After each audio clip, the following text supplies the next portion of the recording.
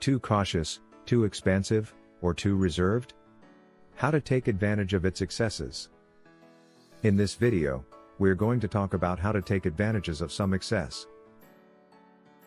It is often in the too much that leaders have found their spark and momentum, gaining their natural authority.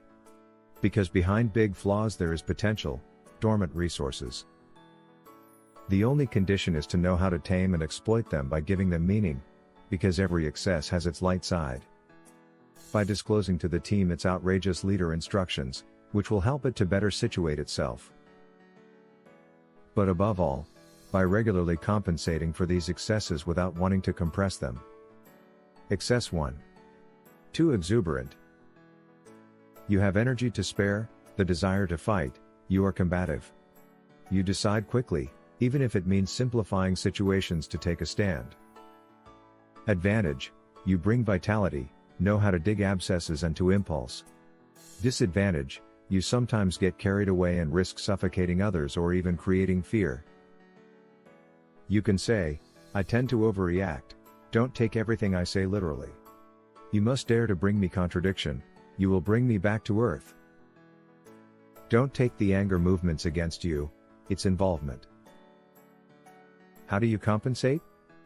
Be present and support your troops in adversity, lean on composed people, gain serenity by isolating yourself or through Zen exercises. Excess 2. Too detached. This posture is interesting in difficult situations, you keep your critical mind. Like a surgeon, you are capable of analyzing and dissecting the problems with hindsight and cold blood. On the other hand, you show little personal investment. Quiet, impassive on the surface during hard times, your behavior risks generating interpretations and misunderstandings, made worse by your apparent unavailability. You may say, my silence in meetings is not disapproval, it means everything is fine. My door is often closed because I need at times to be alone. Feel free to force it open to let me know of your difficulties. How to compensate? Create opportunities for conviviality, in small groups to be more comfortable, go and see people in their office rather than communicating by email, offer listening meetings on request. Excess 3. Too cautious. There is a virtue to being overly cautious, it allows you to see underlying problems with acuity. As a whistleblower, you cultivate positive doubt and spur others to follow through on logic to make the project more reliable. If this attitude can be perceived as a killjoy, it is a good remedy to arrogance and inconsistency.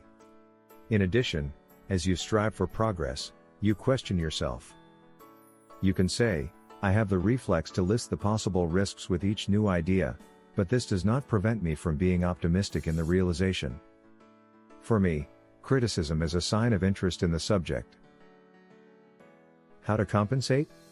Value people who take initiatives before confronting them, separate the time of doubt and the time of action, encourage.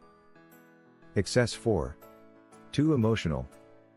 The advantage of such an overflow is that it humanizes the work. You create warmth by carrying projects with your heart and guts. You are 100% committed. You defend and protect your collaborators or peers against all odds, sometimes with bias. You can say, I function on an emotional level, it's true, I need a tight-knit work group around me. If you feel marginalized, let me know. Let me know if I'm being too intrusive. How to compensate?